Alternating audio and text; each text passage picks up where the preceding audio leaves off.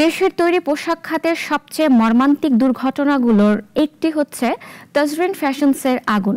তারপর পেরিয়ে গেছে ১৩ বছর, তবে এখনও শ্রমিক নিরাপত্তা ও দায়বদ্ধতার প্রশ্ন দৃশ্যমান তেমন অগ্রগতি নেই। ক্ষতিগ্রস্ত ১১৭ পরিবারের অনেকেই এখনও অপেক্ষায় ন্যায় বিচারের। মুহিদুল রিপোর্ট জানাচ্ছেন ইশরাত জাহান। আশুলিয়ার নিশ্চিন্তপুরে তোবা গ্রুপের তাজরিন ফ্যাশনসের এই কারখানা এখন দুঃসহ স্মৃতির নাম। ১৩ বছর আগে আগুনের লেলিহান শিখা নিভে গেলেও সে দুর্ঘটনায় নিহতদের পরিবারের বেদনা আজও দাও দাও করে চলছে। ক্ষতিপূরণ ও পুনর্বাসন না পেয়ে মানবেতর জীবন কাটাচ্ছেন বেশিরভাগ ক্ষতিগ্রস্ত পরিবার।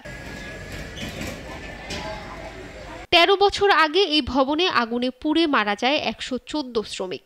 এই মৃত্যুর মিছিলে পরে আরও যোগ হয় ৪ জন। ভাগ্যক্রমে অনেকে সেদিন বেঁচে ফিরলেও হারান কর্মক্ষমতা। নিরুপায় মানুষগুলো আজও বেঁচে আছে, কিন্তু থমকে গেছে জীবন। এই ১৪ বছর থেকে আমি কোনো কাজ কাম করতে পারি না। আমার একলা স্বামী কাজ করে আর আমার ৩টে মেয়ে। আমার কোনো আয় রোজগার না। আমি একটা দোকান করতাম, এটা অর্থের জন্য আমি আর দোকানটা করতে পারি নাই।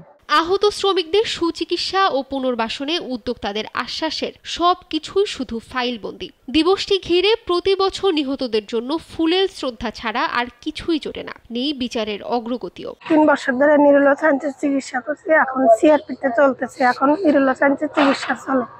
আমার ৩টা ছেলে মেয়ে। যে আমার আর যে চলার মতো আর কিছু আমার কাছে নাই। অন্যান্য বারের মতো এবারও নিহত শ্রমিকদের স্মরণে রোববার সন্ধ্যায় মোমবাতি প্রজ্বলন করেছে বিভিন্ন শ্রমিক সংগঠন। ছিলেন আহত শ্রমিক ও নিহতদের পরিবারের সদস্যরাও। আজকে ১৩ বছর হয়ে গেল।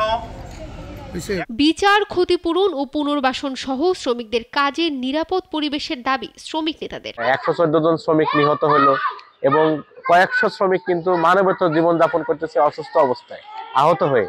তাদেরও কিন্তু সুচিকিৎসা এবং তাদের ক্ষতিপূরণ পুনর্বাসনের কোনো উদ্যোগ সরকার নেয়নি। প্রতি বছর রোগে শোকে তাজরিনের কোনো না কোনো আহত শ্রমিক যুক্ত হচ্ছেন মৃত্যুর মিছিলে। আর কত আর্তনাদ আহাজারি হলে মিলবে সমাধান? এখনো সেই উত্তরের অপেক্ষায় হতাহতদের স্বজনরা। ইশরাত জাহান, নাগরিক।